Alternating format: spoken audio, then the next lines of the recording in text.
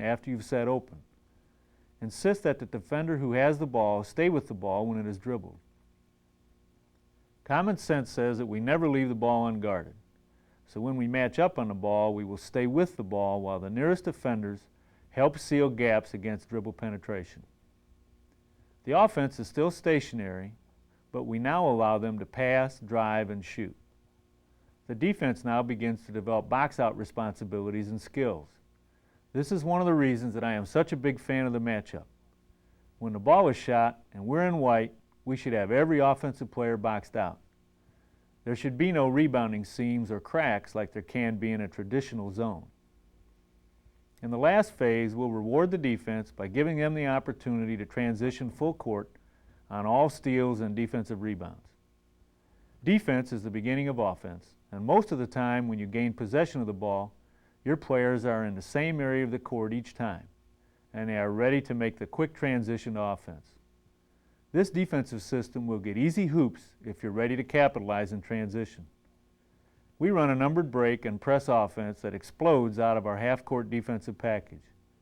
This system is detailed for you in our video on the balanced offense for the 90s. Once the defense has confidence that they can match the offensive alignments on the flashcards, dump the cards and allow the offense to freelance into different sets while the defense has their eyes shut. Repeat the pass, dribble, shoot, and transition phases of the process, and your team will be prepared to match up with any offensive set quickly and confidently, and then convert the offense smoothly.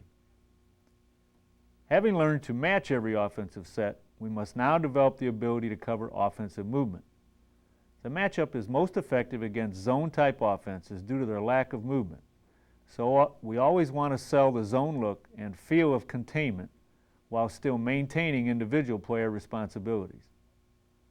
Once we've matched into our white defense, the verbal call, cutter, cutter, identifies player movement off the ball and alerts teammates. White is like a switching man-to-man defense. We stay with cutters until we can give them to a teammate and then assume responsibility for another offensive player. Watch the cutter in the next clip get banged twice on the same cut. Body-checking cutters delays offensive timing and buys time for other defenders to get into position to make defensive plays. Both defenders must say bump when a cutter is passed from player to player. This clip shows us bumping a simple exchange. Bump means switch. We bump when two offensive players screen or exchange positions anywhere in the half court versus our white. A slow bump can be costly. This next clip demonstrates the consequences of a poorly executed bump on a baseline screen. We want to talk and quickly bump switch all interior screens and cuts. Handling simultaneous multiple cutters is no problem once your team understands that when one cutter vacates an area, another cutter will soon arrive to replace the first cutter and provide offensive floor balance. Watch this develop in the next clip. Pick up the offensive player on the left wing. He's number 10, guarded by R3. 10 makes a baseline cut while number 24 leaves R2 and does a shallow loop cut to replace number 10. Defenders 2 and 3 bump while all other defenders stay. After the bumping takes place, 3 has 24 and 2 has 10. Here's a situation where we bump twice. We'll see a perimeter player make a diagonal cut through the defense and be replaced by a post player who steps outside, and then we'll see the cutter continue and set a screen across the lane. We show gold and go white right here. Watch the diagonal cut from the left wing. Defenders 3 and 4 bump right here, and then 4 and 2 bump the screen across the lane. We see the ball and capitalize on their mistake. Although the diagonal cut observed in the last clip is used by many teams, it is relatively harmless. We classify harmless cuts as movements away from the ball, and we bump and absorb these harmless cutters into the weak side of our defense. Although absorbing cutters can involve as many as 4 defenders, it's really just a matter of zoning the cut and then rematching after the cut is finished. Let's look at that last clip again. The ball is moved to the corner, and the passer begins to cut away from the ball toward the opposite corner. Our weak side defender, number 12, will absorb the cutter and make the steal on the pass to number 21. Now our number 14 is a player who should have been responsible for number 21 as he drifted away from the ball. The harmless cutter can turn into trouble if we fail to absorb properly. We match gold-white. 22 passes to the corner and cuts in the opposite direction of the pass. Defender number 12 stays with the cutter to the lane, waiting to hear bump from our weak side corner defender, who should be absorbing the cutter. We don't execute, and they get an easy 2. Here's what we should have done to absorb their cutter. Our weak side defender is the key. Defender number 12 should have been bumped and released from the cutter by our weak side defender. And then 12 should recover back to number 23. Our 14, recognizing the harmless cut and hearing bump from our weak side defender, should have picked up number 21 located at the free throw line. Our weak side defender must key the adjustments of 12 and 14.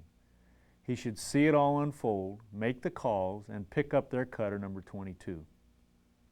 Notice in this next clip our weak side defender is guarding the flash and can't absorb the cutter, so our number 22 stays with the cutter. No real harm is done as our 5 steps up to assume responsibility for offensive player number 22. However, by following the cutter, we have said man-to-man to the offense, so they reorganize into a man-to-man set, which allows us time to regroup and get into blue. Here's what we should have done on this possession. Our 5 should have absorbed the cutter. This would have freed our number 22 to pick up the offensive player at the top of the circle and sent our other guard to take number 22. This would have kept our guards on the perimeter and our rebounders inside. While we have time to absorb, bump, and rematch cutters moving away from the ball, we must respond quickly and decisively whenever a cutter moves to the ball. Cutters moving toward the ball are highly dangerous and require constant coverage. We now must implement our only rule in this entire matchup defense. In fact, to alert everyone that a cutter is moving toward the ball, we call out rule. The rule adjustment involves 3 defenders. We'll diagram the theory behind the rule adjustment and then look at some game clips. A typical offensive scenario involving a cutter moving toward the ball might look like this. Watch 2, 5, and 4 execute rule coverage. Let's say we're matched like this and B passes to A and cuts into the paint in the same direction the ball is moving. 2 calls rule as B begins to cut.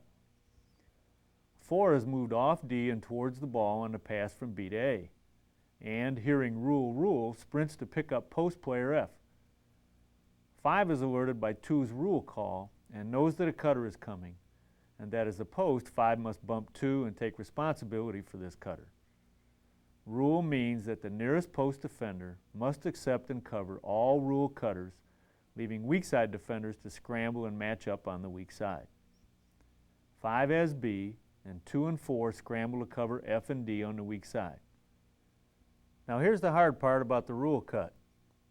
Common sense says that 2 can't cover F in the post, so 4, as the nearest big player, must move quickly to pick up F, as 5 leaves to pick up cutter B. 2, after releasing cutter B to 5, is bumped by 4 to player D.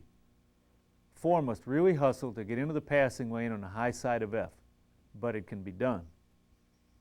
Here are some rule cuts in game situations. As this first possession begins, offensive players F and D from the previous diagram are on the right side of the court just off of your picture. F is number 24 and D is number 21. 20 passes to 23 at the top and begins the rule cut into the lane and toward the ball. Our 5 leaves F and picks up 20, while 4 and 2 assume responsibility for F and D, who are still out of your picture. Meanwhile, the ball is swung over to the left wing. The offense is now in a 1-2-2 set, and they are about to move 4 players simultaneously. Watch as the 2 inside players, 20 and 24, move in the low post as the point guard follows his pass for a handback. We bump both maneuvers. Note that after handing back to the point guard, their left wing cuts away from the ball and our number 12 absorbs him.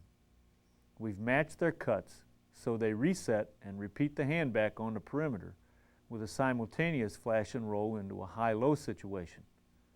We don't handle this inside stuff very well. Our inside defenders probably would have been better off bumping and switching players. And we're fortunate that offensive rebounder number 21 fails to convert his opportunity when we miss him on a box out. But we did execute a rule cut, 2 bumps, and an absorb, despite never having seen anything quite like that entire sequence before. In this next rule cut, we matched their 1-3-1 set.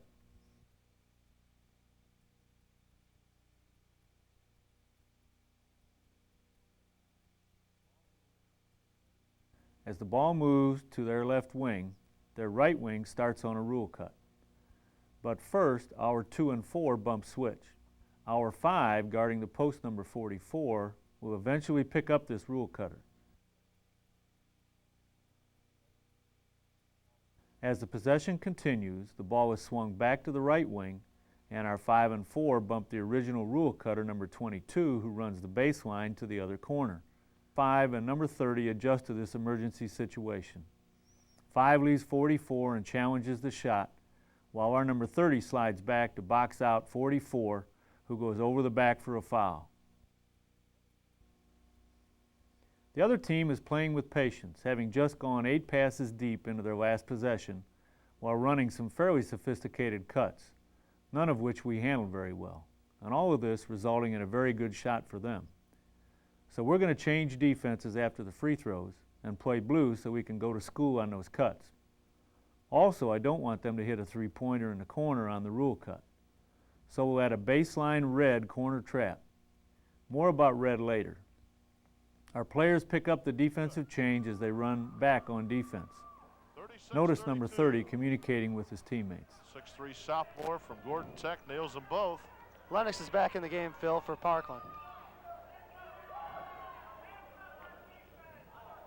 This is Stoltz. Step toe. Boy, he's in deep trouble. Now swings it back out. This is Stoltz. Wallon pass, step toes, out of bounds. Here's an example where common sense is more important than rules. We don't always bump cutters. We match out of gold white. Notice our 2 guard. He will not bump but goes with a baseline runner and leaves your picture reappearing on the far side. Because our 2 defender cannot guard either of their post players, he stays with the runner. No bumping here. We've saved the easiest cut for last.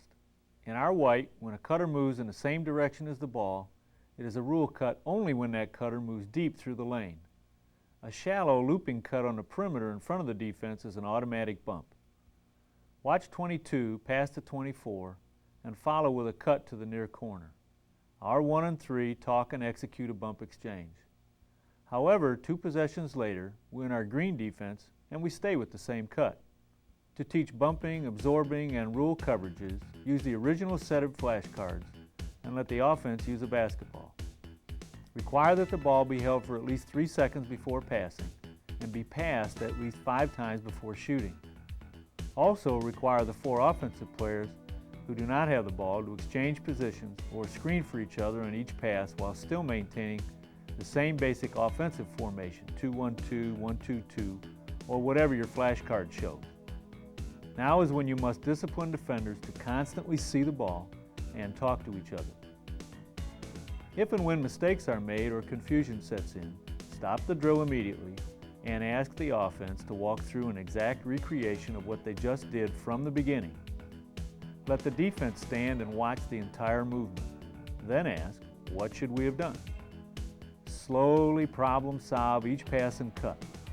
When you and the team have reached a consensus of common sense solutions on how to defend this situation, ask the defense to carry out the solution against a half-speed offense, and then repeat several times at full speed until the defense executes every call and adjustment perfectly. This process develops high levels of insight, teamwork, and confidence, and makes the matchup their defense. As the coach, you know how you want these situations covered, but I've found that the matchup works best when you lead players through trial and error discoveries to sound fundamental solutions, as opposed to you providing them with a list of rule-like answers. Eventually, your team will be able to provide their own solutions on the court during the game without timeouts or lengthy discussions, even when they encounter something new. As an added thought here, you might want to make up a few more flashcards with arrows for telling cutters where to go. This will provide extra practice in absorbing and ruling cutters. To keep their confidence up early in the season, you might also generate 2 or 3 cards from scouting reports and use them to specifically